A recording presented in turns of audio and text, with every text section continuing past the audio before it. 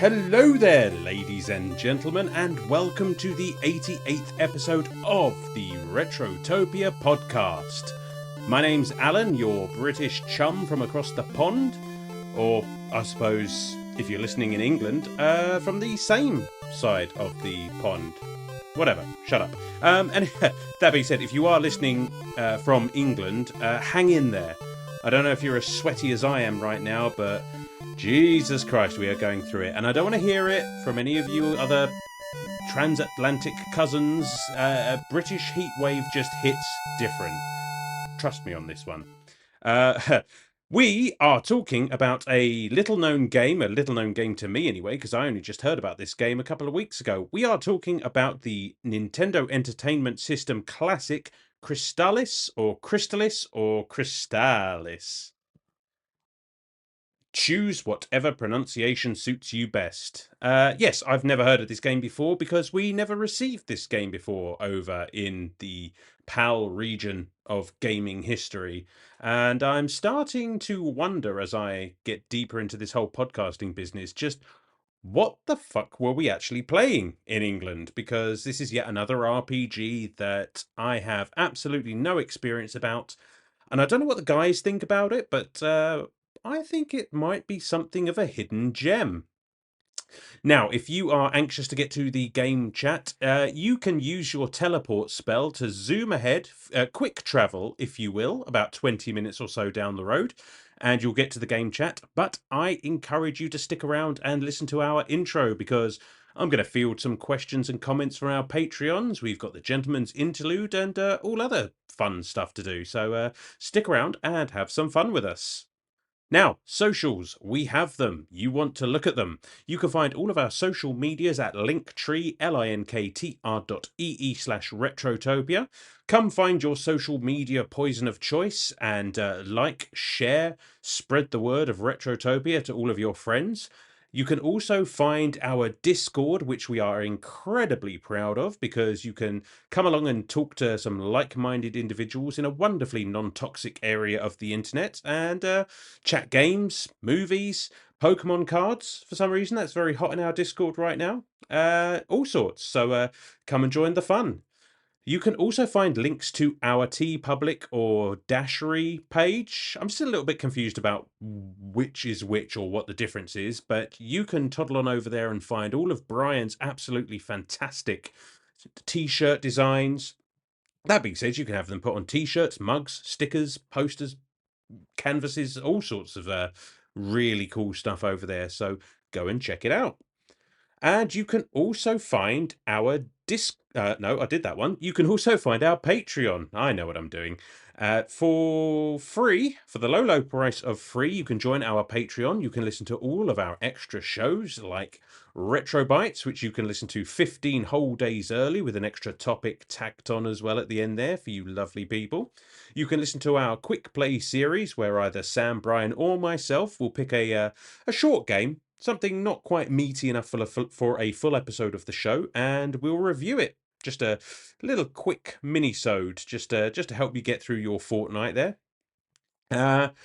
You can comment on shows, you can vote in polls, all of that good stuff. And we also have the hero tier, which for $2 you get all of the above. You get to actually pick one of the quick play games that a host of your choice. A host of your choice. One of these days, I'm going to get through that without saying host of your choice. Today is not that day. So a host of your choice will review a game that you pick for them. You get a shout out on the show. And you also get to listen to our brand new show, New Game Plus, which is basically, in so much as we've figured out so far, a modern gaming review show that we're kind of playing a bit fast and loose with the release schedule with, at least at the moment. And it's just whenever one of us plays something relatively recent and we fancy talking about it, we will do so for you Hero Tier Patreons. Our inaugural episode featured our beloved Sam, and he was talking about RoboCop Rogue City. And I tell you what, for a brand new show, fuck me, Sam knocked it out of the park. Absolutely crushed that episode, so I encourage you to go and check it out. And of course, to all of our Patreons of any level, you get to comment on the show to the host who is doing the intro, which today is me, in our little section we like to call the 9-bit banter box, because it is the most culturally elegant thing you'll hear all week.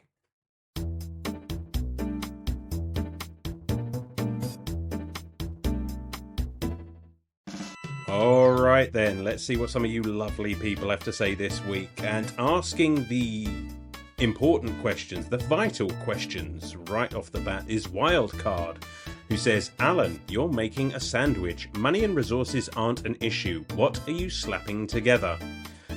I'm not necessarily a man of expensive tastes, but I am a man who enjoys a good sandwich, and I thought about this, and it is going to be my favourite sandwich, which is basically a plethora of Italian meats and cheeses. So I'm going to load up, and you know what, I was thinking either ciabatta bread or focaccia bread. Focaccia bread. Oh, some nice rosemary and sea salt focaccia bread. Split down the middle with some Italian mayonnaise and then some mortadella, prosciutto, and salami. Ooh, a little bit of mozzarella cheese and some rocket and some pepper and oh god. I'm going to call this episode early and go and make myself that sandwich, because that sounds absolutely delicious. Yeah, a simple man, simple tastes, but I love my Italian sandwiches. So thanks, Wildcard, for making me hungry, you bastard. Blue Yoshi 94 says, I know you like Lego, so my question is, what are your top 5 fictional characters you would like to be turned into brickheads? I do like Lego. I've got, what have I got? I've got Sonic of course, I've got Sonic the Hedgehog upstairs as a brickhead. I haven't got much Lego. I'd like to have more, but the problem is I think if I start up another collection of anything, it's going to take over the entire house. So I have to limit myself to gaming. That said, and full disclosure, I don't know exactly what brickheads do exist at the moment. So, you know, if I say anything that may already be in existence, what are you going to do? But I'm going to go spooky with this one, because my first thought was I would love a brickhead pyramid head from Silent Hill 2. Because I think that would be absolutely adorable and a fine addition to the games room. Oh, I tell you what would make a really good brickhead, keeping with the horror theme. How about Pinhead from Hellraiser? Can you imagine that with all the little Lego pins coming out? And that'd be a fun little build, that. I think I'd quite enjoy that. I think a brickhead Clank from Ratchet and Clank would be really cute. Again, another fantastic addition to the games room. Who else? Fancy another villain. What am I up to? 3. I would say... Oh, maybe not a villain so much, but I think a Grey Fox from Metal Gear Solid would make a really fun brickhead with that big old cyborg head of his. Is that 4? I think that's 4. So one more. What am I going to choose? I am going to go for... Ooh. Do you know what? I'll go for a brickhead Dalek, because I'm a huge Doctor Who fan, and again, I just think that would look rad. And again, if any of these already exist, I don't know. I haven't had time to go and look through all fucking 4,000 of these things that exist, but those are the ones that I would want personally. Thank you, Yoshi. Moving on, Big Brown Dog said, Alan, in a recent episode you mentioned, almost in passing, an old book series that I used to love reading but had completely forgotten about. That would be the Fighting Fantasy series of books. Oh yeah. While most of my collection was lost to the winds of time, I was happy to discover after some digging around that I still have my Steve Jackson sorcery series, The Crown of Kings. If anything, I had to go to another page here. If anything, I now know what my plans are for this weekend.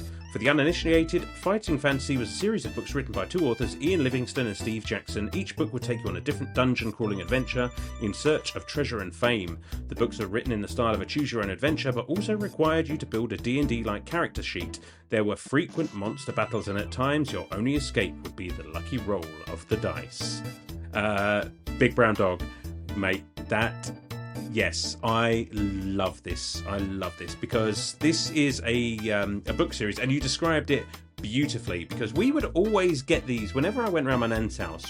She would invariably take us to a boot fair, which is, as it sounds, people just selling shit out of their car boots. I don't know what you'd call them, like maybe a yard sale or something in America. I don't know.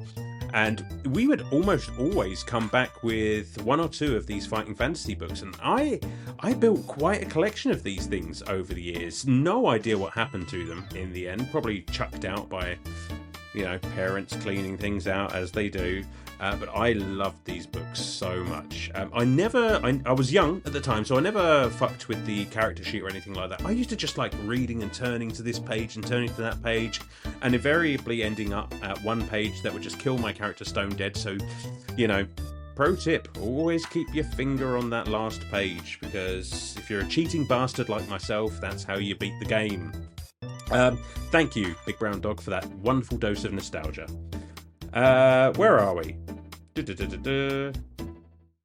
Oh, I didn't finish your comment. I apologise. I'll finish your comment now. I want to thank you for tickling my nostalgia bone, even if only for a moment, and reminding me of one of my favourite memories from my childhood. I hope you have a really nice day. You and your magnificent beard deserve it. Thank you. Me and my beard, thank you very much. The Big Deal says, "Hi Alan, I was curious to know if you've ever heard of an indie title called Freedom Planet. It started out as a Sonic fan game before developing an identity of its own, but the DNA is absolutely there, and it's the best 2D Sonic game I've played aside from Mania. Wow. The gameplay, graphics and music are all top tier, and I would highly recommend checking it out." Well, Big Deal, I did actually look this game up when I saw your comment, and yes, a million times yes. This looked like something I definitely want to play as a diehard Sonic fan, as you all know. This tickled my Sonic nostalgia boner, and I'm going to put this on the wish list, and who knows, maybe I'll play it and review it. Maybe that will be another episode of whatever it is, New Game Plus, our new show. I don't remember. We've only just started it, and I've got the terrible memory at the best of times. Thank you, Big Deal. Mr. Hooley. Here we go. Okay, Alan, fuck, marry, kill Peach, Daisy, and Zelda. Alternatively, Mario, Luigi, and Link. Well, I mean, a gentleman would never. But, okay, I'll play along. So, fuck, marry, kill. I'm going to marry Princess Peach, because then I'm the king of the Mushroom Kingdom, right? That seems a no-brainer. So that just leaves fuck and kill. Do you know what? I'm going to fuck Zelda, because I just want to stick it to the animated TV series Link. Take that, you whiny little bastard. Excuse me. Yeah, well, excuse me, you prick. And I guess that just leaves, by default, killing Daisy. I don't want to, but because I don't want to incur the wrath of Luigi, who I think those two are tight, but don't quote me on that. So sorry, Daisy, by default. I'm going to tell Luigi that, like, Bowser did it or something, though, because I don't want to bring that sort of heat on myself. And you know what? Since we're here, I am going to... I don't know, marry Mario, I guess. Why not? Because, he's the guy. I'm going to kill Link, despite the fact that I'm a huge Legend of Zelda fan. But again, in my mind, it is that same little bastard from the animated series. So I'm going with that one. And that guy sucks. And Luigi. I'm going to fuck Luigi because I don't think I need to justify that. I'll leave that to your imagination. And finally, from Game Genius, we have Good Day from Across the Pond. If you had to choose one superhero to be in a first-person, fully immersive virtual game, doesn't have to be traditional Marvel or DC, who would you choose and why? Also, what type of world and game would it be? Personally, I choose Gohan in the Dragon Ball universe as an open-world RPG, fight to gain more abilities and further your power level, etc. He wouldn't be a little bitch, but the badass he is truly meant to be. Yeah, they kind of dropped the ball with Gohan after the Cell Saga, didn't they? I mean, he has moments, but, you know, Super Saiyan 2, End of the Cell Saga, that's peak. That is peak. Do you know what? I was thinking, I know you said doesn't have to be a traditional superhero, but I was thinking something like Doctor Strange would be cool. You know, using your hands to cast magic spells and flying through different dimensions and nightmare dimensions and paradise dimensions and all sorts of shit like that. I think that would be really interesting.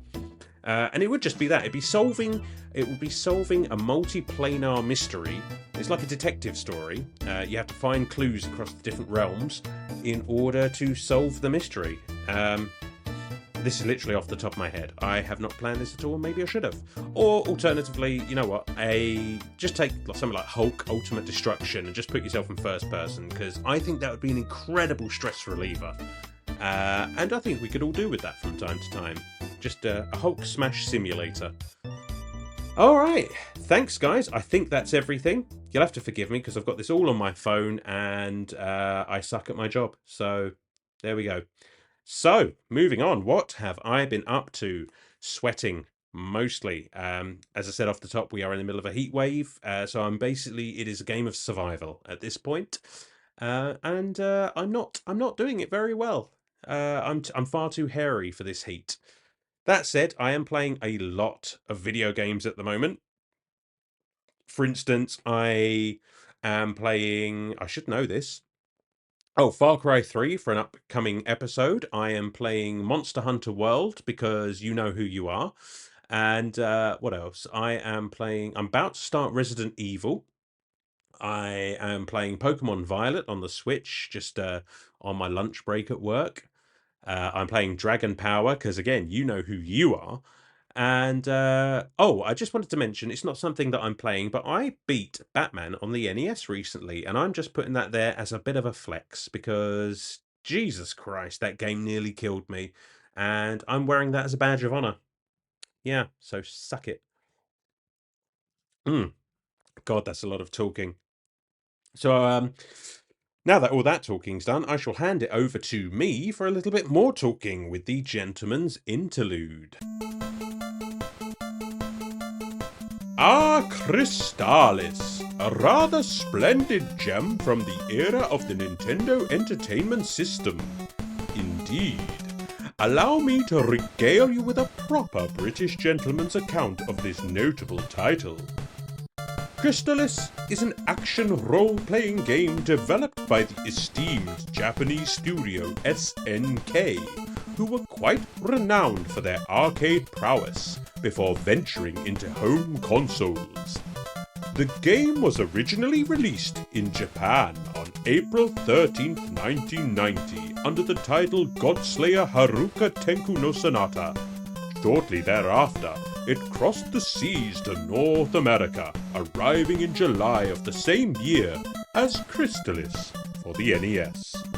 Regrettably, it never saw an official release in Europe at the time, which is a pity, considering its charm and sophistication. Set in a post-apocalyptic world, Crystalis invites players to assume the role of a young hero, awakening from cryogenic slumber. One finds oneself thrust into a beautifully rendered yet perilous land, where remnants of ancient technology intermingle with the ruins of a shattered civilization.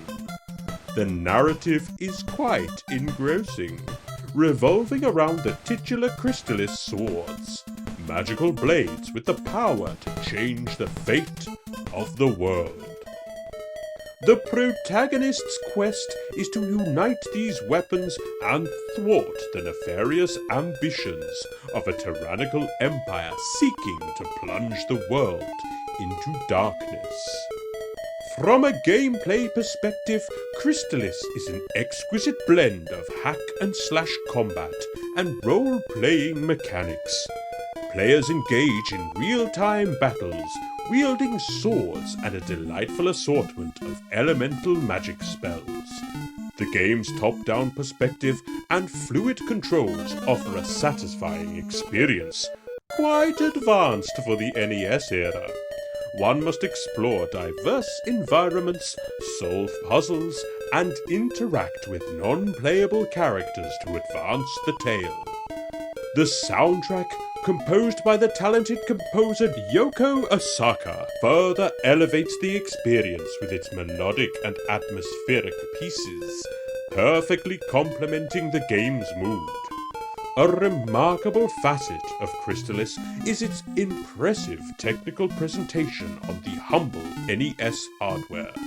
The visuals are colourful and detailed, while the world design encourages exploration and discovery, qualities that endear it to aficionados of classic RPGs even decades later.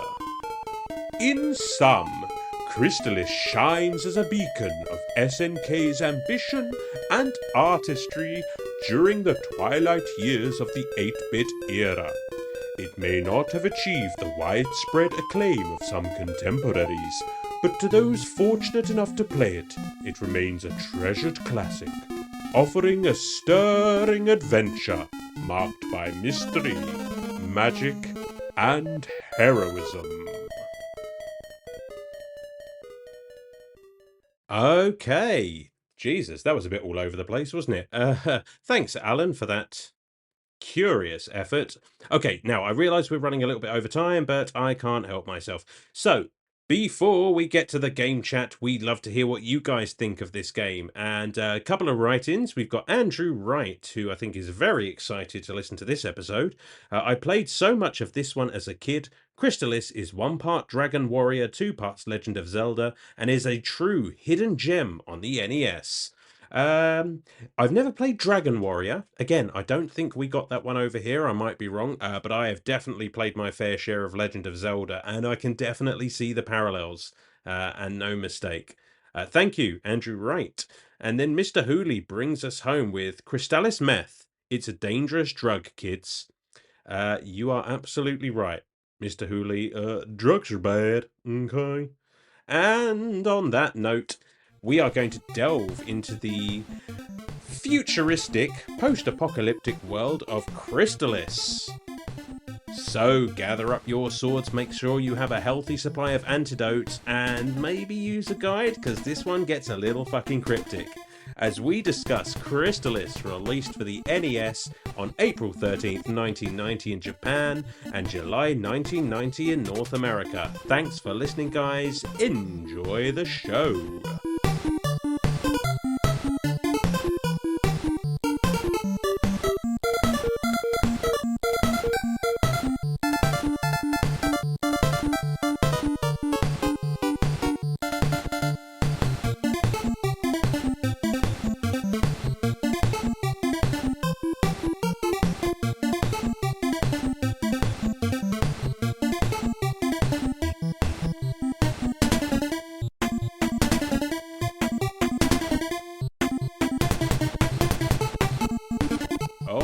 And we are back, not 15 minutes later from when I just recorded that train wreck of an intro, and we are here to talk a little bit of Crystalis, or Crystalis, or however the fuck you pronounce it. I don't know, because I'd never heard of this game before. With me, as always, hiding somewhere in the bushes, somewhere on the map that you just have to stumble across to find him, is my good buddy Brian. And Oi. disguised as a random NPC, literally somewhere, in some building somewhere, is my other good buddy Sam. Guys, how's it going? Oh my god, what an intro. Well, we just described this game to a T. Yeah, pretty much summed it up. All right, we can move on. Yeah, next episode. Brian, start with you. I'm doing good, buddy. I'm doing good. A little bit hot here. Like if you listen to the After Dark, which we were talking about, it's 36 degrees Celsius here, and let's just say my balls and my legs have not been separated since it started getting hot. Funnily enough, my No, balls and your leg have not been separated since you got this off. That's a conversation for another day. That absolutely is. But yeah, that's pretty much how I'm doing. I have to close my office door, and the windows are closed, and the air conditioning has hit its, I guess it's level for the time being, so there's no airflow in my office, and I'm just starting to melt. Yeah, same. Yeah, it's great. Sam, how are you? Also hot. I was really pissed off at this game yesterday too, so I'm coming in with some heat. Oh yeah, the end of the game is a little bit kind of a fuck you. Yeah, I didn't have enough time to gain perspective between finishing it last night and today. Do you know what, though? I know what's going to fucking happen, Sam, because it happens. I don't know where you're going to land on this game. Oh, it's not happening this time, buddy. It is not happening this time. This is not getting an 8. All right.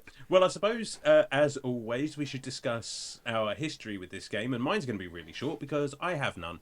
We did not get this game over here. It's one of hundreds of games that were not available in the PAL region.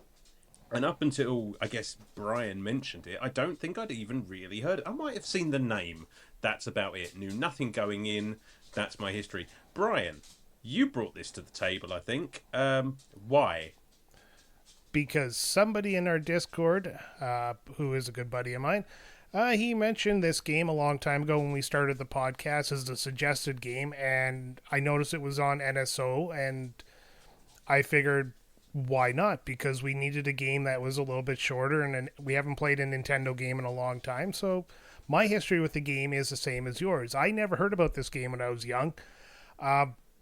This person brought it to my attention. I played the game. I actually, unlike Sam, enjoyed a lot of the game. There is some pretty honky-tonk bullshit stuff that happens in it, but overall, it was a good game. So I started playing it a little bit. Then I brought it to your guys' attention, and like always, you eclipsed me and beat the game before I did, Alan. And what can I say? Yeah, that's my history. I just do what I do when I do what I do. Sam, same story? Yeah, pretty much. I mean, when it dropped on NSO, I remember seeing it, and I mean, the box art is awesome. So I was like, whoa, what's this? Yeah, I've always been intrigued by it since it dropped on NSO, and I hadn't heard of it before. So I don't know. I didn't hate it all the way through. So I'll have to pump the brakes a little bit. I came in hot, and eventually I'll give this game an 8 as I talk my way. I was going to say it's starting already. Just Yeah. No. I did enjoy parts of this game, so we'll give the game its flowers for the parts that I liked. Watch the anger just gradually melt away. Oh, it'll come back. There's going to be some heat in this one, but I can see where if you grew up with this game or you were familiar with it from your childhood or just in general, I could see it having a soft spot for this one. I mean, we liked Phantasy Star, and that by all accounts is a hot mess. Oh God, yeah. I mean, that is the very definition of that GIF. It's just yes. You're out of line. You're out of line, but you're right. Right, like Phantasy Star, and like we famously liked Phantasy Star, but like I know we both don't like Breath of Fire, which is like, I mean, they're very similar. So, yeah. Just depends on when you play it, and I guess what your mindset is. But yeah, no history besides just playing it this week. You're right about that. Like, I don't know. I was on another podcast about Breath of Fire, and I tried to defend the game for what it was, a very early RPG, but it's definitely a game I think is hot ass. And Phantasy Star, like you said, by all right, is just a game that is terrible, but it's old enough that you can forgive its quirks because they're trying something new. Right. Play it with a guide. And this game this game falls under that category. They weren't breaking the mold. Like, it's a very Zelda-like game, but it was definitely trying something new, and it was on a system not known for these bigger adventures. And even though this is only like a 6-hour game, this is what they could stuff on the cartridge.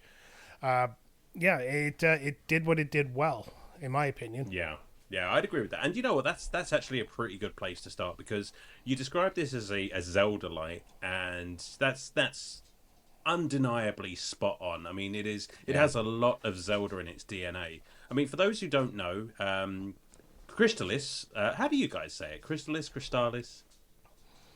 What's the Crystalis. consensus? Chrysalis. You know what? I think Crystal I'm gonna go with Crystalis because you start out in a kind of a chrysalis, right? You're in that like glass pod. I think it's a double entendre. I think it's supposed to be both. nice. I think it's supposed My dyslexia originally thought it was called Christ Tales.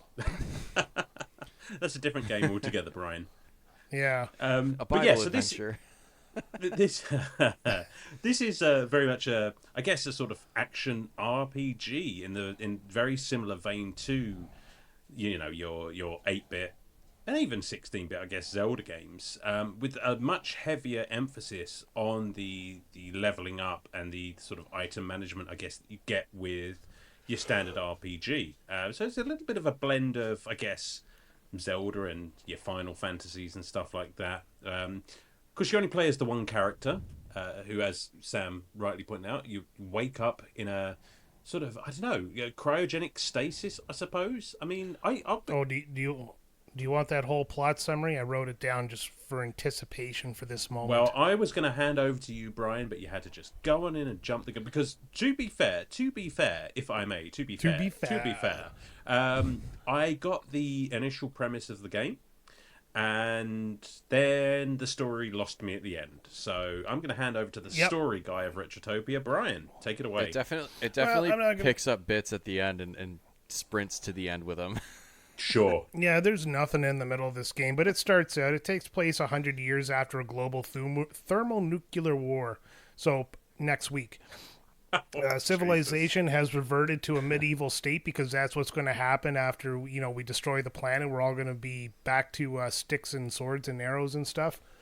Animals were mutated. They roamed the land. Science and technology were all but abandoned, and magic somehow has survived, even though that's not really a thing, and is now widely used. The survivors built a floating tower to prevent these future catastrophes, and the tower holds a couple of powerful weapons, and people who control said tower control the world. So Emperor Dragon revives this forbidden science. Reminds me of Farnsworth. He combines the science and magic, and then he commands the world's last military force, where he seeks to conquer the planet by entering said tower. The protagonist, who is you, is a young man who was cryogenically frozen since the war. You awaken 100 years later with absolutely no memory, including your name, and you're guided by 4 wise sages. You learn of the world's new turmoil, which has been caused by the Dragonian Empire. And your mission is to, after receiving the Sword of Wind, find your friend Messia, who is another war era survivor. And then you have to unite the 4 elemental swords, wind, fire, water, and thunder, and then combine them into the legendary sword, Crystalis. Oh. Then you stop Dragon and, stop the tower from reactivating, thereby preventing science. Preventing science. Jeez, this sounds like... Is this like a chapter in the Book of Mormon, or what is going on? Yeah, pretty much. But that's pretty much it. Like, the Game Boy game says this all happened in October 1997. The Nintendo game says 1990X. So this has already happened. We're in the downfall of science, and Yes, we've already had a thermonuclear war. Yeah, wink. But yeah, so it is a very simplistic plot. You don't really need to know anything outside of what the game booklet tells you. And they don't really open the plot up much throughout the game, but like Sam says, they kind of shovel everything they need to tell you at the end. Yeah, agreed. I was surprised how much just even plot and item... I guess you could do things a little bit out of order. I used a guide, and you should use a guide if you plan to play this.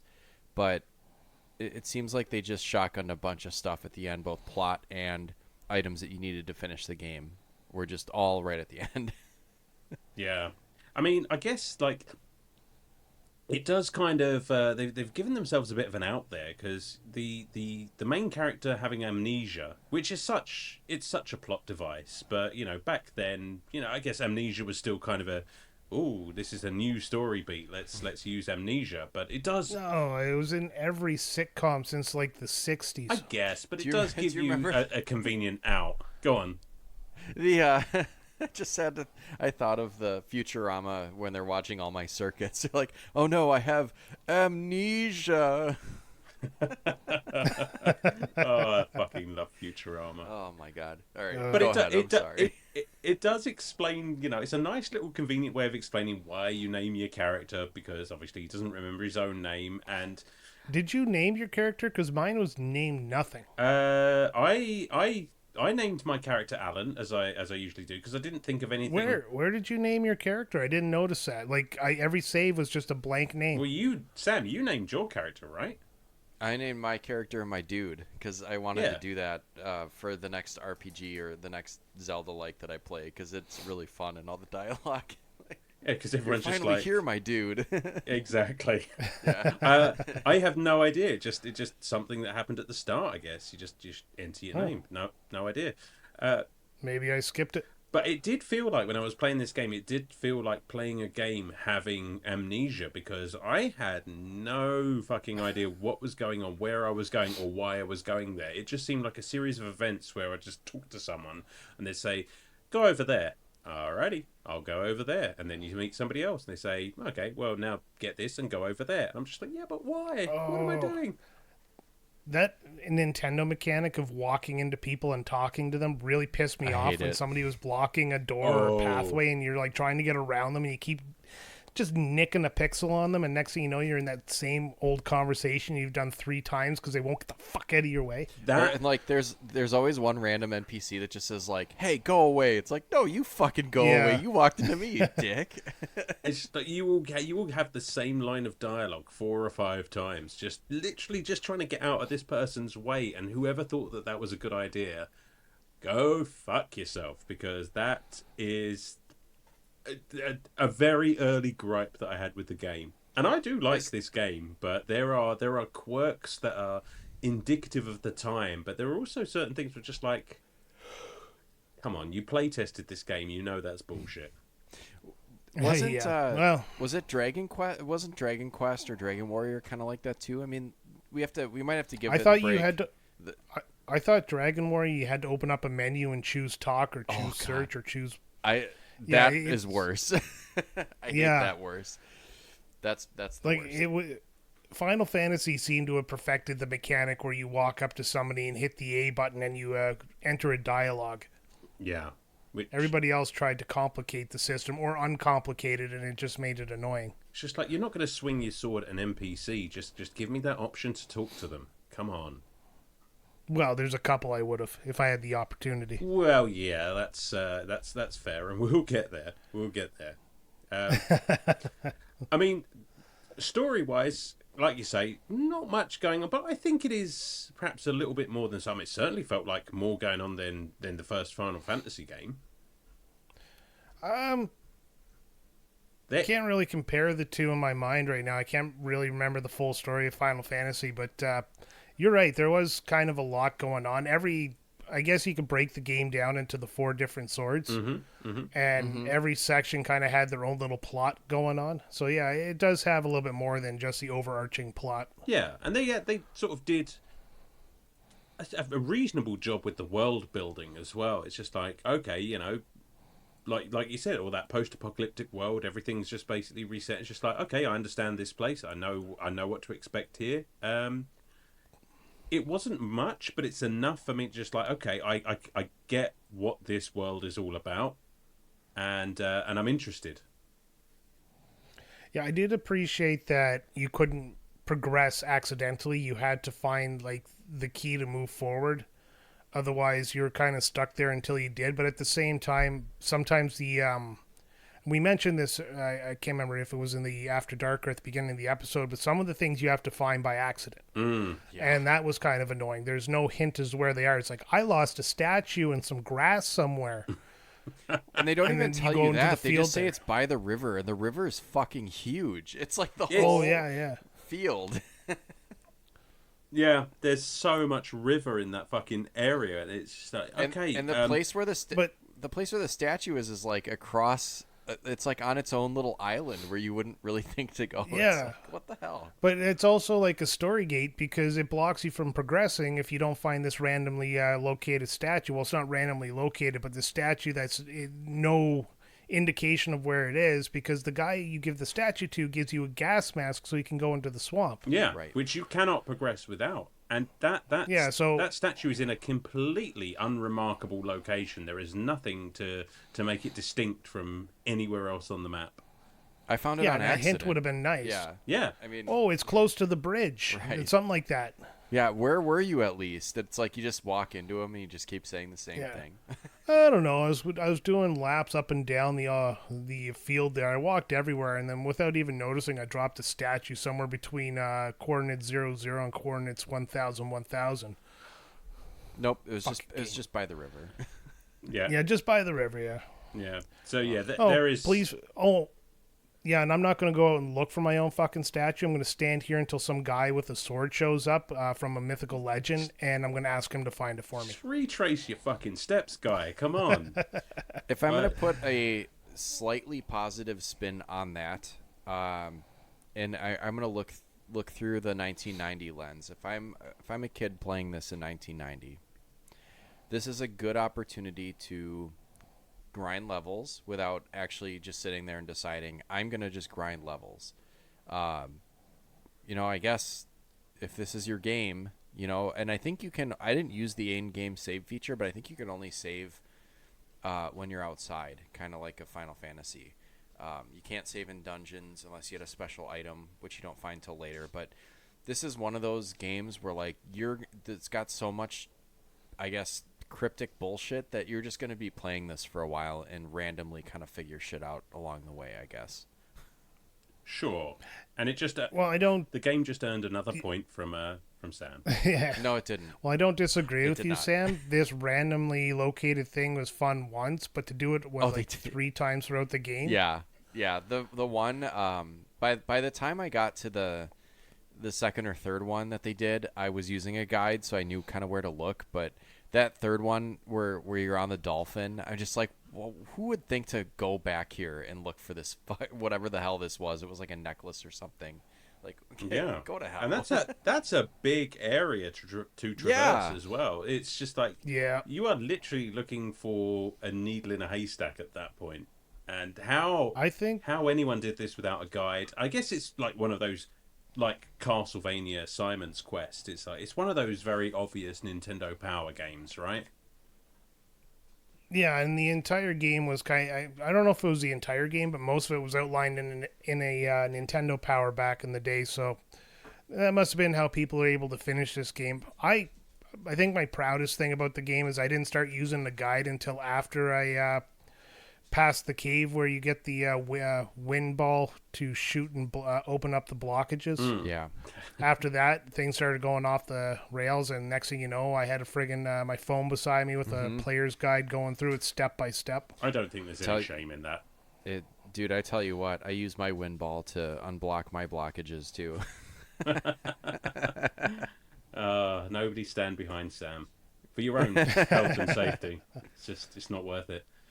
Oh man! Shout out to this this Nintendo Power. Like, if you find the Nintendo Powers on the Internet Archive, the issue 14, July August 1990, has a brief Crystalis guide that's kind of cool to page through. It's way better than looking at the manual. The game manual for this game is garbage. It doesn't tell Oh, you yeah? anything. Oh yes.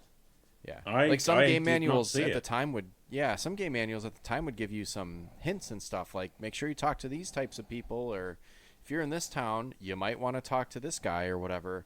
This game And no manual matter had what you none of try that. to do, those enemies that circle around you, you can't hit them, so don't try. Oh God! Oh, we'll talk Yeah. about how this game plays.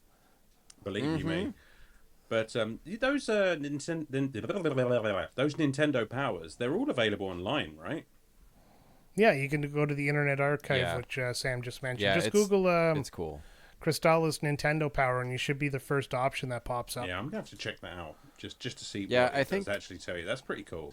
I think whenever we play an NES or Super Nintendo, even like the more obscure ones, I would definitely be interested in reading up on the Nintendo Power, because they're presented really cool too. Like the pages are beautiful. It's like Well, presented like that it's was in an old Nintendo book. Power for you. I know. I love I've Nintendo never Power. read. I've never read one. Oh, another one that. Oh no, you got him over there though, right? You know what? I can't. I don't recall ever seeing them over here. So I think they were published and developed in America. I think they were a North American thing only. could be. But I could be wrong, of course. I'm gonna look that up. You guys Man, go ahead and amuse yourselves. We used to check. I mean, it's insane what they used to have at our libraries at school. But like I used to check out the Nintendo Powers, even though I didn't have a Nintendo console, and I would just look at the pages because there were usually like level layouts and just fun. Oh, for fuck's sake! Yeah, easy gift from my parents for every birthday was to renew my Nintendo Power subscription, and I kick myself that I got rid of those because I had them from issue 1 all the way through like when I left the house in 2000. Jeez. No, see, That's crazy, we did not get Nintendo Power over here. Yet another thing. How did you have a childhood? I don't know. What did you do? Sit still and behave? Just sit and play with sit and play with your Probotector. Yeah. Absolutely. Now you're getting it. Yeah. So we've established that not that we got this game over in the UK, but if we did, we'd have been fucked because none of us would have known how to play it because this game is full of that kind of obscure bullshit, like your items that you need to randomly stumble across, or characters that you need to paralyze, which you wouldn't necessarily think to do. Yes. Which the paralyzing and the disguise spells were the worst for just being cryptic as hell. Yeah. Oh, yeah. Because with that disguise, there's 4 different options, and I'd be fucked if I knew exactly what character was what there. Yeah, it's like, well, and even the guide would be like, turn into, what's it? Kensu is one of them that you have to turn into. Yeah. It's like, oh, turn into Kensu. I'm like, which one is fucking Kensu? Like, by process of elimination, I only got down to a coin flip because one was a woman, one was a soldier, and then there's like these 2 characters, and the only difference between their sprites is like one was bald, and the other than that, they looked exactly the same.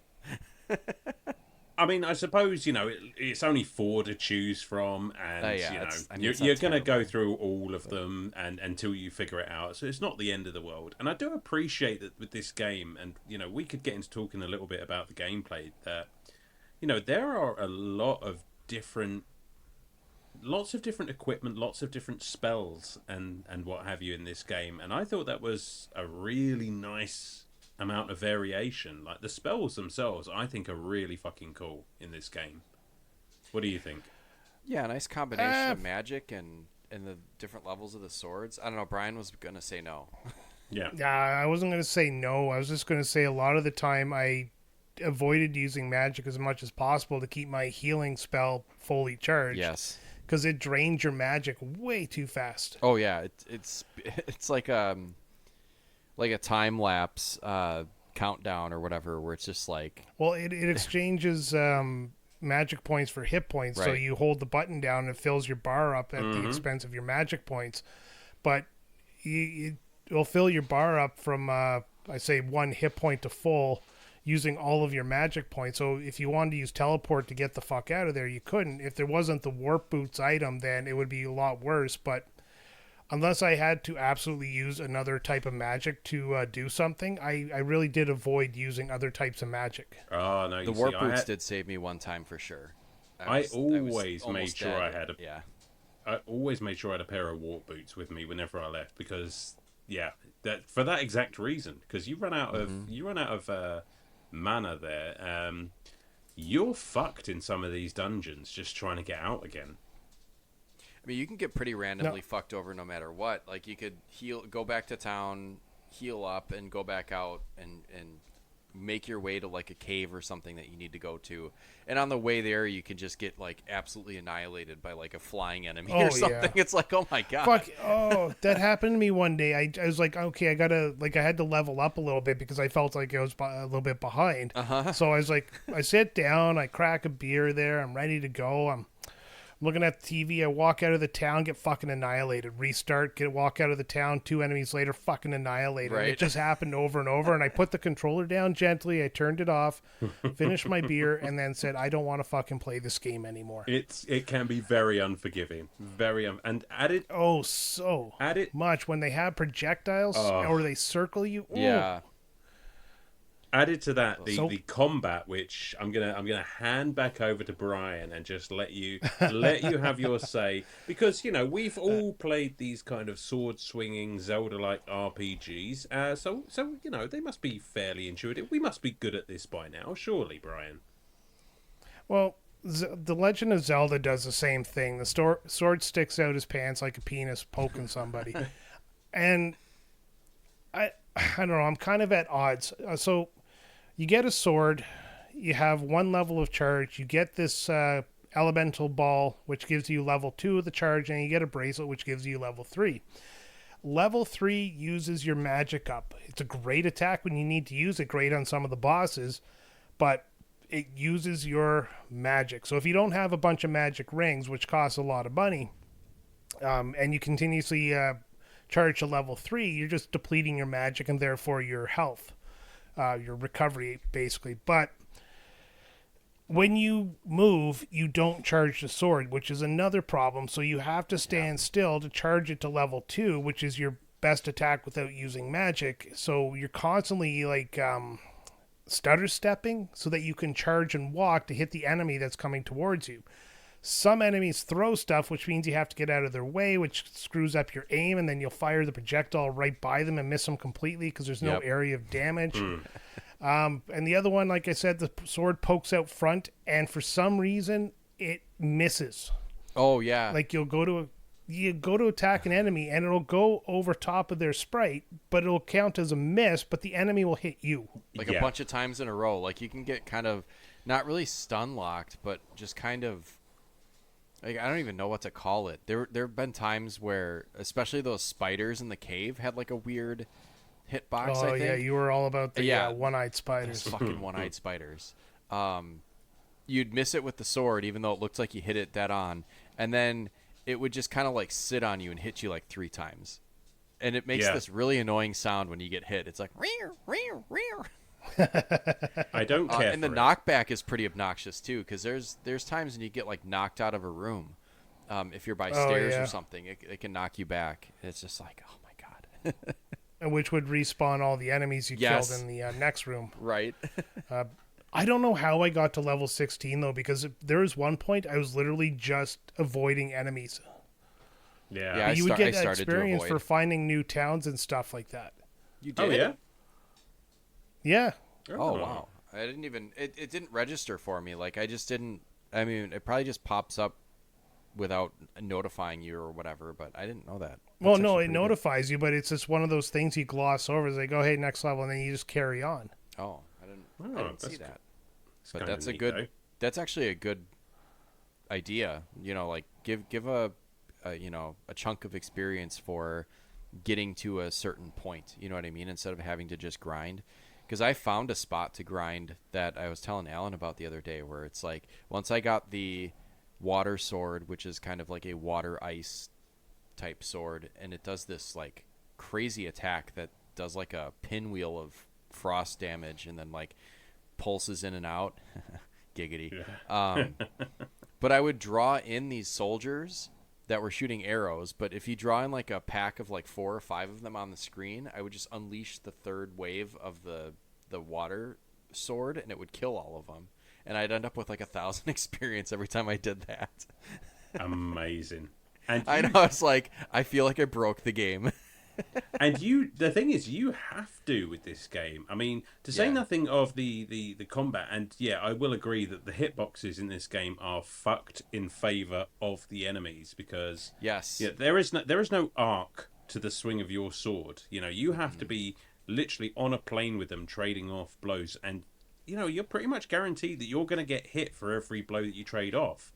So, I mean, I like the technique that I just hit upon was to just spam that paralysis spell, and just everything I came across, I just paralyze them and then just go to town on them. And even then, if I got too close, I would take damage. So that was kind of a bitch. But Oh, that was you. yeah. Go on. Those guys that swing the maces. That was Oh, bullshit. yeah. Because I Oh, used the yeah. paralysis spell on that, and then wherever the mace was, or it's a morning star, not a mace. Wherever the ball of the morning star was, it would just be there. But if you touched it, it would hit you. It's like, what the Yeah. fuck? And they would do a ton of damage. Absolutely. And you know what? Everything in this game fucking poisons you. Oh, that too. Yeah. That was fucking bullshit. And those flyers that would paralyze you when you needed to charge up your weapon. So paralysis in this game prevents you from charging your weapon, and you have to charge it to create ice bridges or destroy rock walls or whatever. And then there's these fucking little assholes that fly around the map and just they don't do a lot of damage, but if they touch you, they paralyze you, and then you can't charge your shit. Oh, the other bad thing about this was certain enemies are immune to certain elemental swords.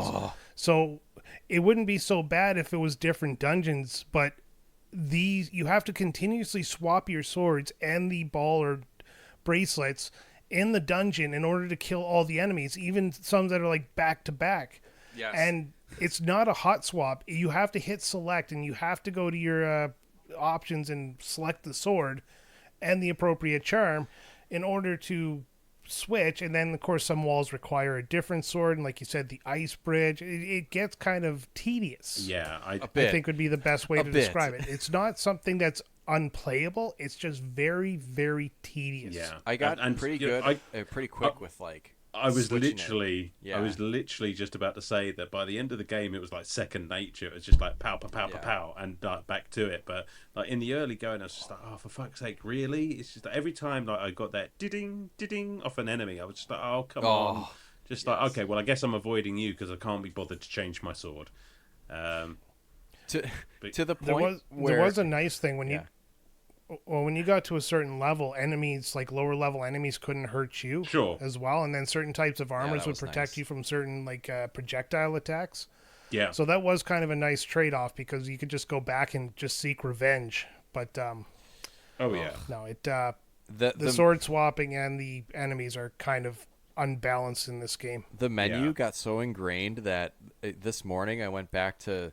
I've been playing Circle of the Moon, Castlevania, and I was at the final boss. So I just like went back to it to finish it this morning, and I was getting into the menus to like switch my abilities or use potions or whatever, and the button presses that I was using were from Crystalis. I was like trying to. God. I'm playing the Force Unleashed, Yes. and to save in Crystalis, you have to hit select and then start. Yep. And that's what I was doing to save in Force Unleashed. Yeah. I'd hit the select button and then I'd hit start. It worked. It's just but like wrecked I would us for our always next start few with games. select. Yeah. Like, But there you go. Oh, and God. and listen, you both beat this game. I know you did. So it obviously the gripes that we may have had with it, we clearly overcame them. And I overcame them with save states and a little bit of rewind because I was not about to waste my time on some of this end game bullshit. it does get fairly preposterous, including some like late game. Like there's some stuff you need in that late game that you better hope that you stumbled across like a village of the Amazonians in order to find or shit like that. It's just like when you have to find those 3 bows to Yeah, that was take on that last. It's just like I had them, but I had to think like, what if you didn't? What happens then? Are you fucked? I have no Yeah. idea. the only reason I found the Amazonian village is because I decided to go back to the beginning of the game and walk the path again to kind of grind and level up and get some money. And I stumbled upon the Amazonian village. Of course, they're all bitches and like, we don't talk to men. I'm like, I respect that girlfriend, and I walked out. Hold on, But, let me paralyze you. Like, oh, Yeah. Jesus. really felt icky about that. Because there's one you have to paralyze so that she doesn't walk in the way of the door, so you can go in and Yeah. steal something from them. Then or you just whatever. walk by the 3 in the house and go into their basement. It's like, your guard out front's kind of tied up at the Right, moment. and I like how if you talk to one of them, they kick you out. But if you just walk past them, they just let you walk by. That's cool. Yeah, go ahead. Yeah, Like, And by did nobody walking past them means don't touch them. did nobody right. Don't touch them tran- at all because you'll talk to them. Did nobody disguise themselves as a woman then, or I did eventually. When the player's guide told me to. Right. I didn't Yeah, at first. Same with the flight there when you realize you can hop rivers using flight. Yeah, that was really Oh handy. yeah. Oh man, I didn't think of that. Shit. But the funny thing is about speaking of Amazonia or Amazons or whatever that town is you could get through all of the game, I think, without even finding it or going there or even knowing that it existed. I mean, the only clue that you would maybe have is looking at it in your manual, because I think the towns might be listed. Or if you use the warp spell, you'd see like a blank there. And I guess like you'd know that maybe between, this town and this town, there's another one there. But man, I mean, you could really miss it. That warp spell was worth its weight in gold. Oh, yeah. I loved it. If it wasn't for that, this would be unplayable. Oh god, yeah! Like the ability to warp your way out of any dungeon and go back. Like there were so many times that I would go in without antidotes, and you get that restore spell that gets rid of all status effects later on in the game. That's a good one too. Mwah, that changed the game for me. But I would go into a dungeon with a mind to grind some levels and we'll talk about this. Like you have to grind levels in this game, or you cannot beat it. Like, you need to max out your level or you do not beat this game. But I would go into a dungeon or a cave or something, and then instantly some fucker would like either paralyze me or poison me, and I'd just be like, well, I guess I'm teleporting back to town to sleep at an inn and trying again. I just, for fuck's sake, like... That's how I found the water sword. Is I kept going into that waterfall and I kept getting my ass kicked enough that I'd have to teleport back. And I think I gained 2 levels before I actually got to the water sword. That waterfall that is exactly where I'm thinking of when I talk about that. Yeah, and that water sword is buried in there pretty deep. Yeah. Oh yeah, and you have to take a left and you have to dodge this guy, and then you have those dragons that you have to hurt with one of the two. Oh no, wait! I don't even think you can hurt him at first without the water sword. Yeah, no, you're you right. Use the wind. I think you're right. Oh no, I know what you're. Yes, there is one. The big. Oh fuck that whole cave, because like you couldn't kill anything until you got the water sword, which is way in the back. And then on the guide, it was like, by that time I was looking at the guide, it was like, oh, by the way, you can't hurt anything in this cave until you get the water sword, and it's way in the back. Fuck you. It's like, whoa, who thought of this? It was kind of, and then then you had to go get that. I don't know, was it the ball or the bracelet? But you had to go down to the south of that field, and then there's that little field off to the left where the birds would circle you and like kill you before you could get to the north side of that second field. Mm-hmm. Yes. Yeah. And I gave up on it. I was just like, you know what? These are obviously beyond my level. I'm going to say fuck it for now. And then it turned out I had to go there anyways. And you just kind of have to like power your way through. But that part pissed me off so much, because those birds, they would circle you and they would circle in and hit you, then take off. And there was nothing you could do because all you had was a forward pointing sword, and it was too slow that they would pass by before the sword stuck them. Right. Yeah, and that's why I was spamming paralyzed, because otherwise it's just like, I'm not going to fuck around trying to like guess the angle that I need to hit you at. It's just like, I'm just going to stop. That would have been smart. Stop you in your tracks and then just go to town. But that was not even for me the worst part. So where we're talking about flying enemies, there was that one like underground cave. I guess it kind of looked like a sewer or something in the desert. Yes, and the Oasis Cave. That's what was pissing me off yesterday. Buddy, those two things that fly around and just shoot out them spores and paralyze you. It's just like that was the main rage-inducing area of the game for me, because it is a literal fucking maze in there, and those things just do not leave you alone. And the shitty part is they drop spores as they're flying. They can also paralyze you if they touch you, and then if you kill them, they explode into spores. It's like, what the fuck am I supposed to do? And then respawn. Right. Oh, Jesus. And there are three big items that are just hidden away in that absolute labyrinth. Oh yeah, the one I fucking hated was the chests that were and those poison you too, by the way. Yeah, they poison you and then they do fucking hella damage Yeah. on you. Like 2 bites from that thing would kill you. Insult to injury. It's like, oh, this is it's not a treasure chest. I'd rather the empty treasure chest. You know how I feel about empty treasure chests. Yeah. But I'd rather an empty treasure chest than this fucker. Like, by the way, you're almost dead, and also now you're poisoned. So like, if you You're just gonna encounter kill one of me. those, You're yes, just gonna kill me. and Why poison me? completely ruin like your like if you were there to grind or to like get a little further in exploration or something, just will completely wreck your day. You might as well teleport back. Yeah. Exactly. Oh. I don't know. What else? What did you like about this game? Because I think we've been kind of ragging on like all the bullshit. Because there's a lot of bullshit. You know what? I found this game actually fun. Yeah. As much as I complain about this shit, and much as I bitch about a lot of these stuff that let's call it boils down to skill issue. I did not hate the game when I was done. I sat down, I watched the ending, sat back, reflected on it. And was like, that was actually, for 1990, that was actually a pretty good game. Oh, for sure. Like this, I was struck even in the early going with just like, this is an NES game and it is hella ambitious. And I don't say hella ever. It's maybe the first time. It is it is so just like packed full of like ideas, and it's really kind of ahead of its time, I thought, while playing it.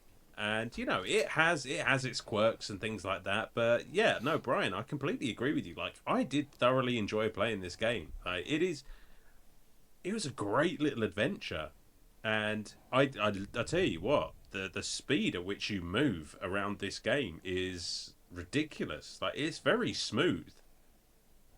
Yeah, surprisingly smooth. You just fly. You just really just go in this game, and except when there's like multiple enemies on the screen all shooting shit, yeah. and it Sure. chugs. Well, that's a Nintendo. You Yeah, I get know. too much stuff on the screen, and then you get stuttering and chunking. I mean, Although I never- do like that the Switch Online like maintains that. It's just like a straight port, so it still runs the way it would run on an NES. The Yeah. emulation captures how it would play. Even I like kind of love that.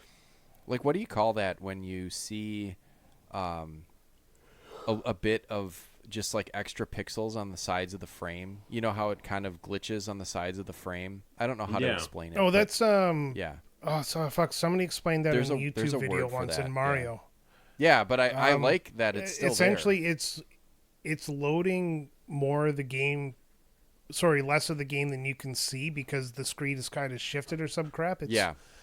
It's the most simplistic thing in the world, but yeah, it's almost on every side-scrolling NES game. A lot of charm to And that. it has something to do with the how it draws the game as you move. Right. It does- So there's it always does like have a a little lot of little charm. chunk of pixels on the side. And Yeah. Oh, we can talk about just how fucking good this game looks. again, 1990 NES game. I think we're talking like the end of the Nintendo era, so ought to look good by this point. But it's definitely better than the Legend of Zelda. Like Legend of Zelda is obviously very early on in the Nintendo's life, but one of the better looking games on the Nintendo for sure. I think so. I mean, Did- I was going to say, this may be second only to like Kirby's Adventure for me, at just how good this game looked. Maybe. I don't think I've played Kirby's Adventure, so I'm not going to opinionate on that. Great looking Or game. one of the later Mega Mans on the like Mega Man Yes, 3 or sure. 4, 5. Definitely. Was it the first 6 on the NES? Yeah. Yeah, So like first some 6. some of those later Mega Mans look pretty good too, if I remember correctly. But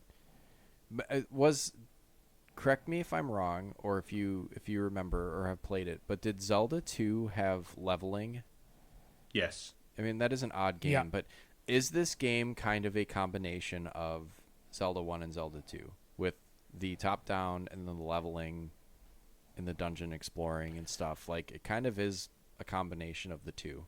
It In a way. definitely, it definitely leans that way. I mean, the only thing it's really missing is the sort of side-scrolling 2D stuff that you get in. Oh, right. Yeah, we don't have that. I mean, I just meant like the leveling from Zelda 2 plus the top-down exploration from Zelda 1. That's not a. I'd say it's more along the lines of like Dragon Quest, Final Fantasy meets Zelda, because you have the action adventure of Zelda, but you have the magic points, the magic, and That's the true, yeah. level system of a role-playing game. Here's another, making it, of course, an action RPG. Here's another analogy I'll throw at you. This is the. I think I said it in our chat, and you're like, save that. And I was like, I won't forget it. And I didn't, because here it comes. The analogy was, this is, if Zelda is Final Fantasy, then this is Zelda's Phantasy Star, right? Like that's kind of like the vibe I get from it. It's kind of futuristic a little bit, kind of a quirky story. There's like tech kind of hidden behind everything, but you're in kind of still a like sword and sorcery world meets technology. Yeah, I could definitely see the parallels with something like Phantasy Star. And, I know Phantasy Star is a bit of a franchise. It's kind of dormant now, though, isn't it? Yeah. Whereas, obviously, Final Fantasy really took off in a big way. I'm just kind of wondering, what happened to this? Because, this has all of the... This is all of the meat to be a bit of a franchise. I'm kind of wondering why it never happened. Well, I can tell you what happened to this is SNK went on to make fighting games, and that's what actually sold stuff. So this kind of fell on the wayside. I gotcha. Oh, that's a shame because this is I do think this is a bit of a hidden gem. I like the. See, I would find myself just like really enjoying getting to a new area of this game and then just, spend every new area that I got to, I would just grind for an extra level or two, just to make sure that I was like ready for the next cave or dungeon or what have you.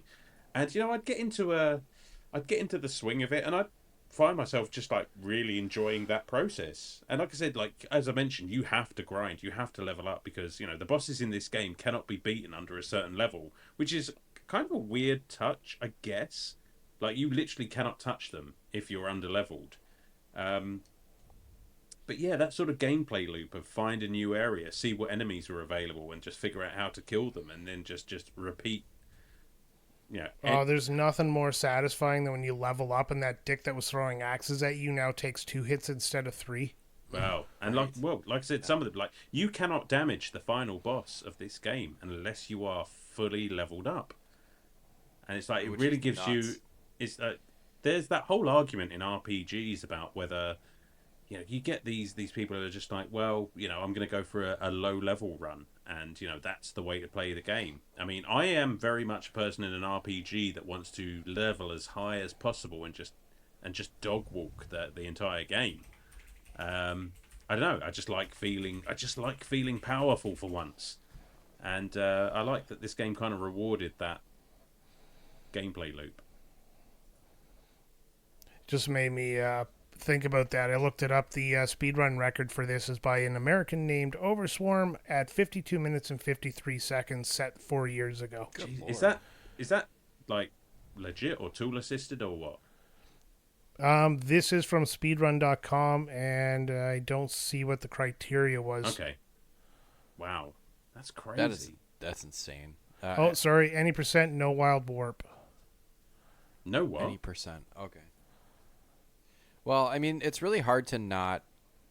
I don't know what 100%ing this game would entail, but it's kind of hard to not 100% it, right? Because you have to max level. You pretty much need all of the sword. You need all 4 swords. You need, most of the... I guess you could...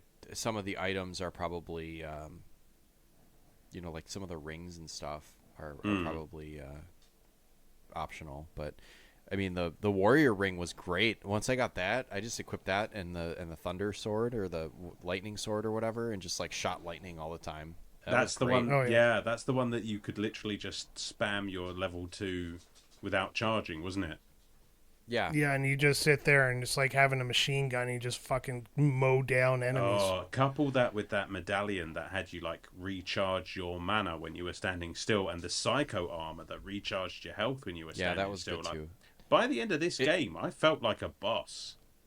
True, yeah. I mean, the only thing I did get impatient with was I had the necklace that recharged the mana points, and I had the armor that recharged the health, but it was so fucking slow that I still ended up. I had so much money that I just ended up buying a bunch of those, like mana rings or whatever, the magic rings, and just Yeah. I think I had like 4 or 5 of them, and I would just be Oh, like, yeah. "Fuck this! I'm just gonna recharge, and I don't have time to sit here."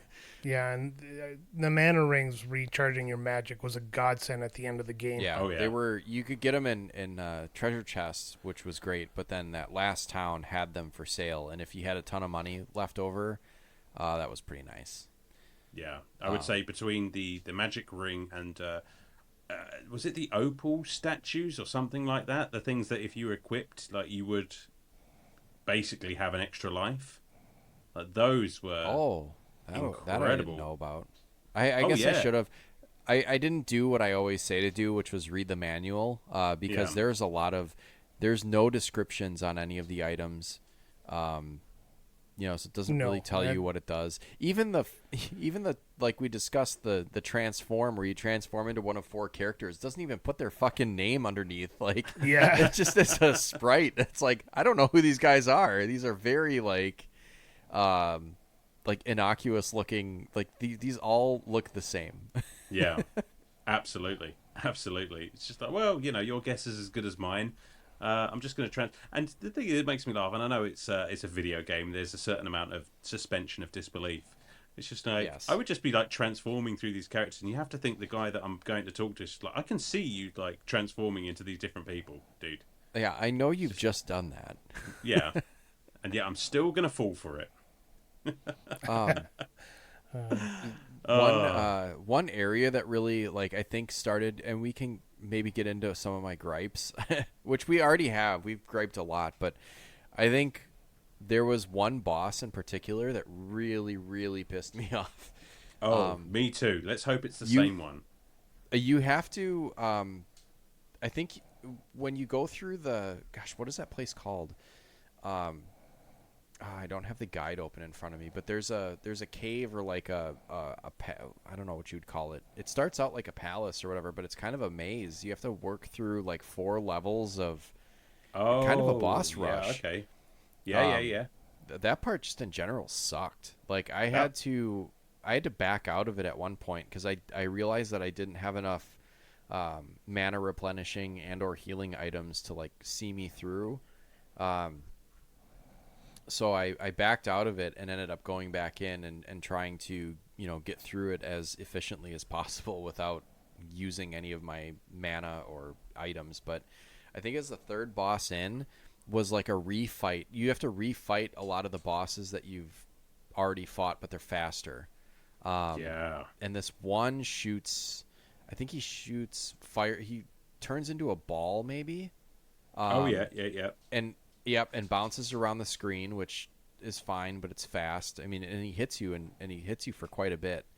And you have to use, I think it's the fire sword, and charge it up to 2, and then shoot the balls of fire. And it actually it arcs a pretty good. Like if he's in the screen at all, you'll hit him if you're kind of just facing his general direction. So that was fine. And I read up that you have to probably hit him like 6 to 8 times. It's like, okay, that's fine. I can do that. And there were a couple times when I died, and I was like, I swear to God, I hit this fucker like 6 times, at least 6 to 8 times. And it turns out that when you hit him, they flash, right? Mm-hmm. If he sits, he'll park himself up in that upper left corner of the screen. And if he's up there, like kind of by the wall, he's invincible. Like you can't hit him from there. And that sucks. That absolutely sucks because it's geared so that when he pauses to shoot whatever his bullshit is at you, you should be able to unwind and unleash one of your attacks on him. And I relied on him being up there and squared up and shot him several times when he was in that position, and apparently it was doing nothing. That's bullshit. Great. That is bullshit. I mean, that boss rush is exactly where I found out that those statues were again worth their fucking weight in gold because they're essentially a fairy in a bottle. And Oh, that's I the didn't know that. only God damn it. that is the only way I got through those fights. Like I just had to go gung ho and just hope like I had enough of these quote unquote extra lives to just strong arm my way through them, because fuck me, some of those bosses like that general, I told you about this, Brian. I mean, it wasn't even in this area, but that general Kelbesk, I think Yeah.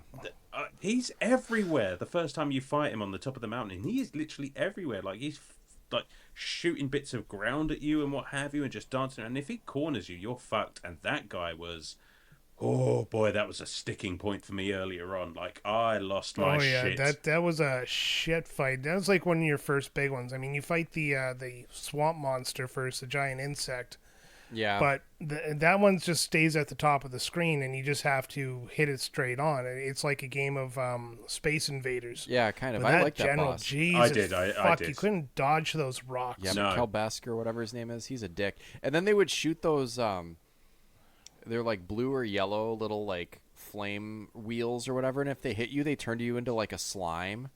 Oh, And yeah. that was pretty much a game over. Like even in the guide, it was like if he turns you into a blob, then you're done. And it's like, well, what Yeah. the fuck? So there's basically a one-hit kill type of attack that's so frustrating because it doesn't just kill you, it turns you into a blob, and then you can't do anything. And there's no way to like untransform from a blob.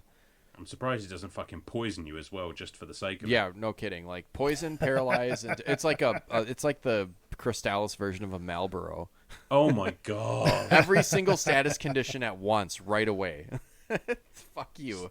Yeah, those Fuck those you, boss Sam, fights for making fucking me think sucked. of those. Yeah, no, those are the worst. God, and then fuck, just I can't remember if there was another. Oh, the one of the final bosses, that dragon.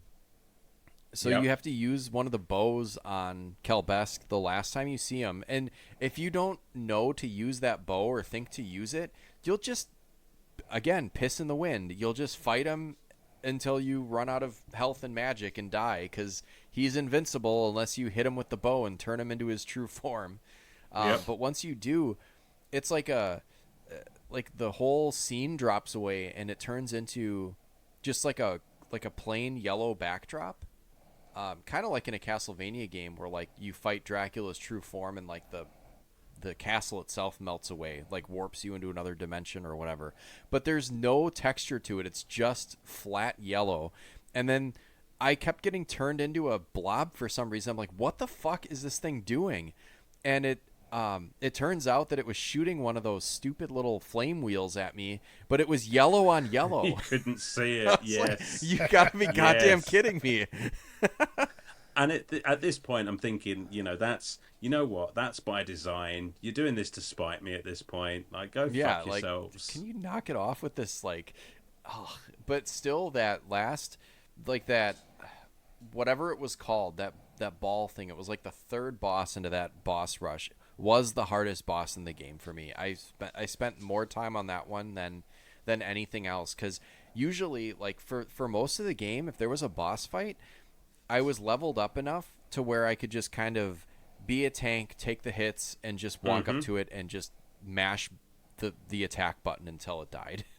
Yeah, but that guy was all over the screen at all times. Fucker. Absolutely God. ridiculous. Just like, oh, and at this point, you don't want to have to go through all of this again. And to the game's credit, when you're in areas like that, if you do die in sort of game over, it will like take you back to kind of the start of that room or area. But then you only have to like fight the previous boss again, and it's just like, okay, well, it could be worse, I guess. But Yeah. Jesus, like that tested all of my patience.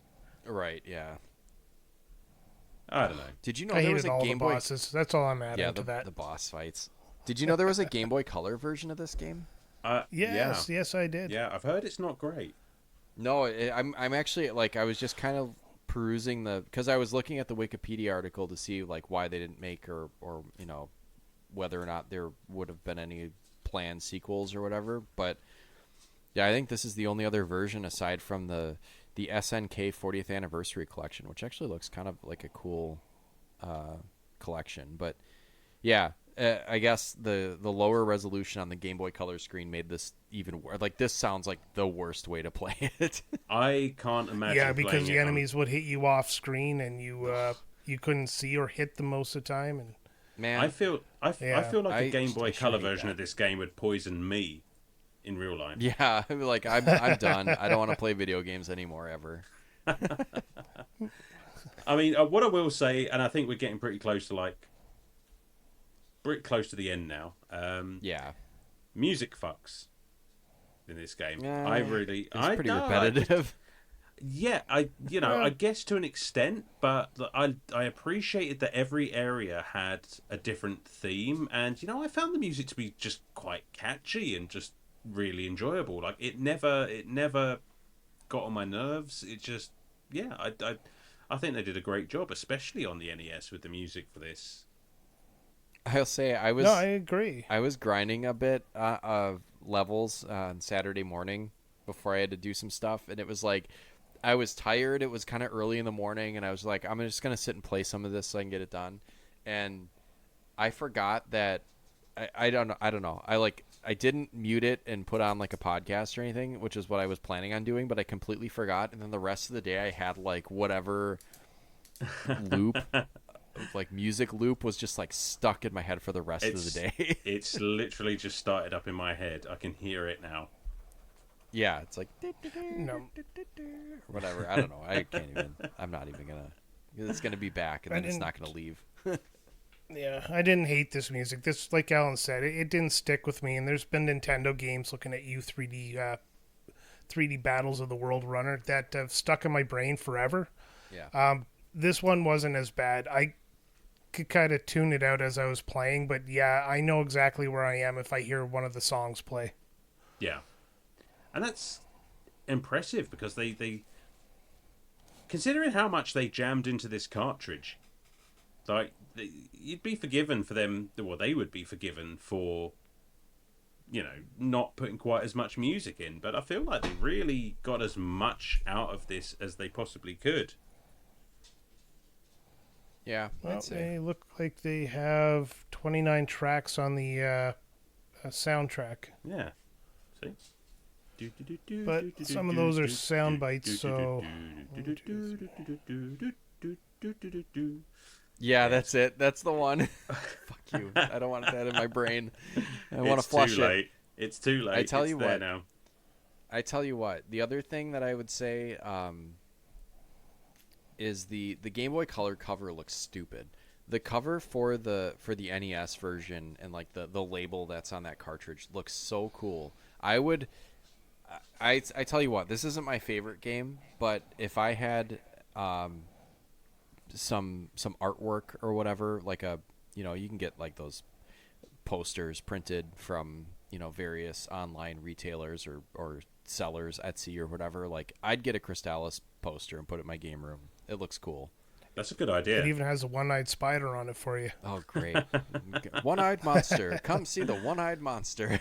The Japanese box looks almost like a Phantasy Star game. Like I almost can guarantee you just by the artwork that the same person who drew Phantasy Star drew this. I'm gonna have to look that up. Just while we Japanese version. Oh yeah.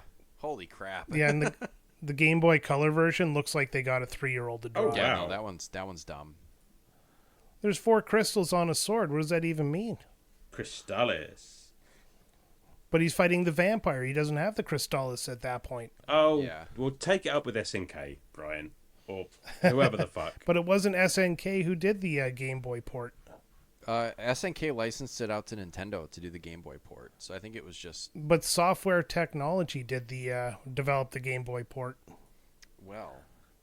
they That's suck. they fucked up. They suck.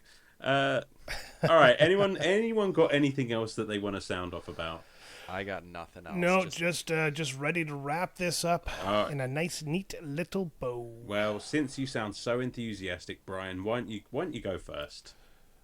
Well, that sounds great. So we can save Sam the time to justify that 8 he's going to give it. Yeah, Sam can go last. Yeah. All right, so I started playing this game before I brought it to you guys because I just kind of wanted to check it out, and I'm not going to say I instantly fell in love with it, but I found it very easy to pick up and play. There's obviously not a lot to do with the controls. You have the A, the B button. There is some annoyances with that. I mean, if you have an item equipped and magic, you can't use the item because they're both locked to the A button. Oh, fire. So you have to Forgot unequip about the that. item, and or so you have to unequip the magic to use the item because the magic will take precedence.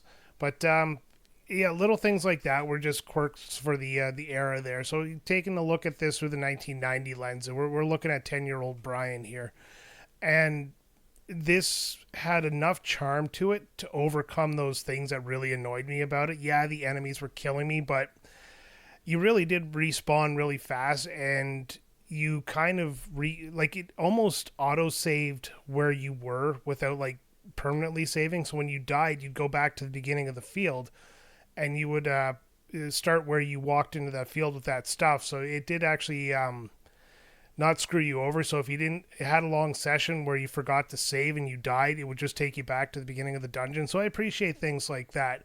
Graphically, the game is very pretty. I mean, everything looks like it's supposed to. 8-bit sprites are wildly under detail, but they still manage to make them look really great. And like you said, Alan, the music was great. Doesn't stick in your brain. Definitely fun soundtrack. Does what it's supposed to do. It motivates you and you know pushes you forward into the game. Some of the puzzles, some of the things you had to find were kind of honky tonk bullshit, but using a player's guide, this game managed to keep that momentum going. And as I progressed through the game, I was still having lots of fun by the end. And then the nice little touch with some of the items, like we mentioned, the Warrior's Ring that gives you the machine gun Thunder Sword, which will be my Discord name soon. But it was enough to kind of reward you for all that kind of crap it put you through. So I'm going to go ahead. I'm going to give this game a 7 out of 10 because it was a really good game, but just not one of those ones that is better than The Legend of Zelda and other games of its type. I think it falls short on some of the hit issues with the enemies where, you know, you're swinging your sword or you're poking your sword, sorry, and you're still missing.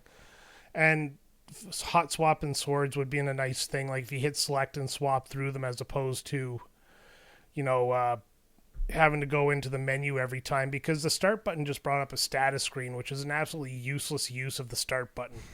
Yeah. Other than that, yeah, 7 out of 10. That is my score. I have to lean over. I dropped my pen cap. That's actually a very, very good, very, very good sum up, Brian. And I agree with almost everything that you said. So that's enough for me. No, having never heard of this game, I had no idea what to expect going in. And as soon as I fired it up and got that nice little story-based intro, I was like, okay, well, listen, they've obviously gone through a lot of effort to create a world, to make a story. You know, as simple and as basic as it is, I do appreciate that it's there, and it gives me a good incentive to explore this world. And when I started doing so, I was like, okay, now this is speaking to my diehard Legend of Zelda loving heart. You know, I was instantly sort of familiar with this kind of game, and very, very excited to see where it took me. And, you know, it is flawed. You know, some of it, most of it, I would argue, is a product of the time. It's a game that's incredibly ambitious despite the limitations of the hardware that it's on. And as I've said, I think it does an incredible job just packing so many ideas and so many variables and so many different options into an NES game. I kind of, you know what, I'd love to see this game remade as a sort of modern day retro sort of 16-bit remake.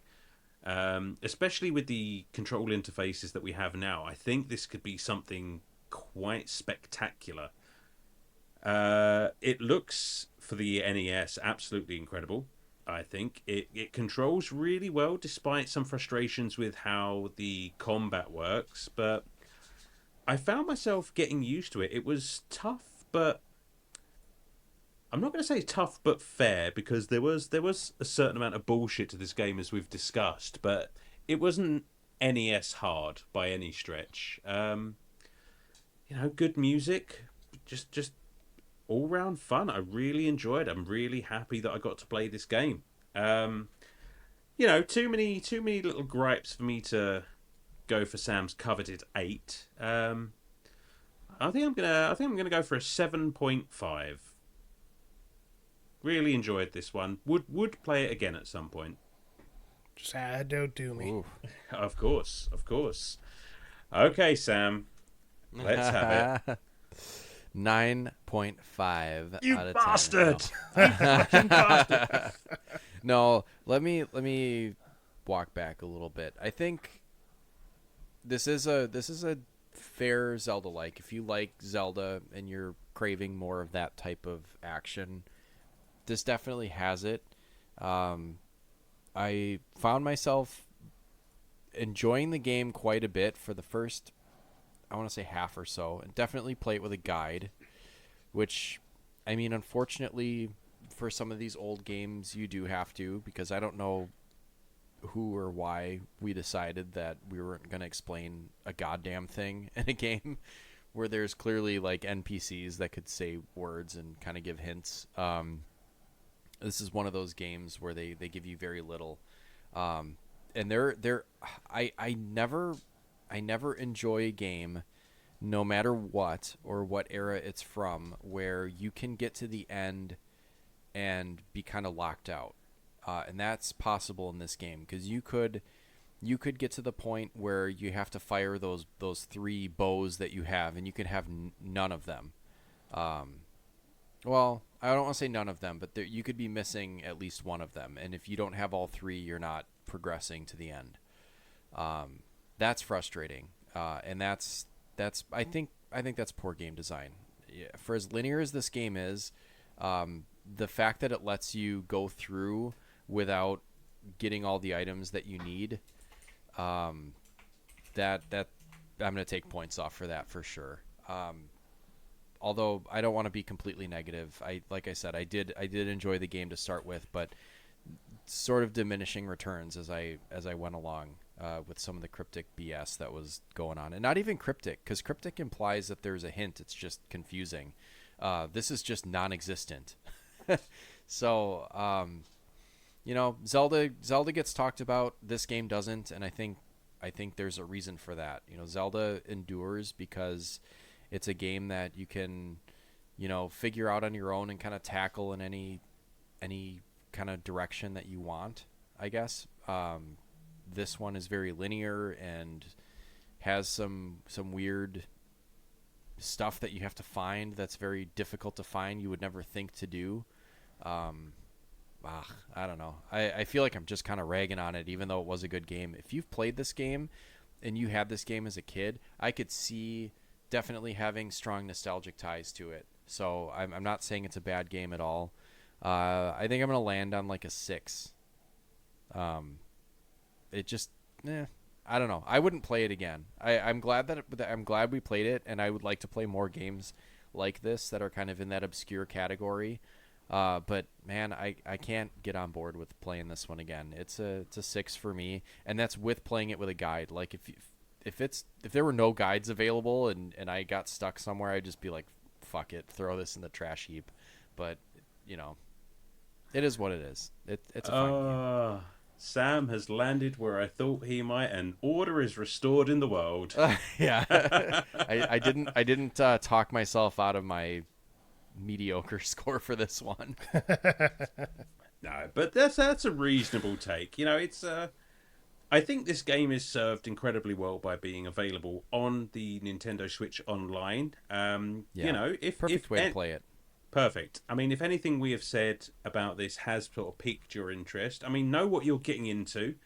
But it's definitely worth having a go, I think. If you're certain... Yeah, if you have a Nintendo Switch Online, there's no reason not to get on it. Yeah, exactly. Don't not try it. It's just, I just didn't enjoy some of the aspects of the game at times. I just, It had some I'll give you that. Yeah, it sure did. Okay. That's gonna just about wrap it up then. I'll tell you what doesn't have any it's our socials and Linktree and all of that. And since I'm already halfway there, I guess I'll fucking do it. You can find You can listen to Retrotopia literally wherever you get your podcasts. You're already doing that, so you know what you're doing there. Come and check out our link tree, linktr.ee/Retrotopia, where you can find all of our social medias. You can find all of the wonderful, wonderful designs that Brian has put up on. Now, Brian, is it it's Dashery and it's TeePublic? Are those both? Well, they're the same store, but the Dashery store is easier to get to, and it's more focused on us. So it's retrotopia.dashery.com, and that'll bring you right to our store, where you can get the shirts, stickers, magnets, pillows with Alan's face, which will be a special order. And then so much more items like hats and stuff. It's actually a really good store, and everybody who's bought something has said the quality of the T-shirts is fantastic. And they are, and the quality. And the quality of the designs is even better. Hoorah. Wonderful work. You can also find our Patreon, which you can join for free, get in on the conversation, and you can join our Discord as well. Come tell us what you think of the show. Obviously, review it wherever you find the show. Let us know how well we did, 5 stars, and all of that good stuff. What have we got coming up, guys? Help me out here. Well, we have The Force Unleashed coming up next week. We've already started playing that. Alan, you've already finished it because you're a goddamn monster. Then we have a guest episode. We had Super Dave from the Anime Field Guide join me to talk about Xenoblade Chronicles, and that comment section's already live in Patreon because I will be going on vacation that week and won't have time to edit a show. So I'm using that one to fill the void. And then after that, we have a special spooky game from the beginning of the PlayStation spooky games, Resident Evil. Oh God, and after that, we so have long. no idea. Yeah, you join the Patreon now. You can listen to Retro Bites, where we have a segment where we're going to discuss upcoming games. Oh yeah, Yeah, we've got. We're definitely righting some wrongs here by covering a Star Wars game and covering a Resident Evil, which we haven't gotten to either of those franchises yet. Yeah, and for the record, I have been shouting the Resident Evil thing pretty much since I joined the show. So very excited for that one. Yeah, it's going to be a good time. All in due time. Remember, this game was suggested by one of our Discord members when the podcast started, and we're at it before 100 episodes. yeah, So we got there. go us. We're doing all right. We're starting to clean up those suggestions from early on. We got a few more. Awesome. Oh yeah, it'll But take a while. We don't forget. We're gonna hit them all. We never forget. We've got plenty to play and all the time in the world to play it. Oh, if only that were true. Guys, Brian, thanks as always. Sam, Yay. always a pleasure, my friend. This has been Thank fun. you. Let's do some more obscure games that I've never heard of in the future. So anything for, any system, because nothing was ever released in Europe. Literally anything from the 80s or 90s. We only just now got video games. I like them. I'm a fan. All right, guys. Thanks for listening. They're great. They're great. I love video games. Good times. We should talk about them sometime.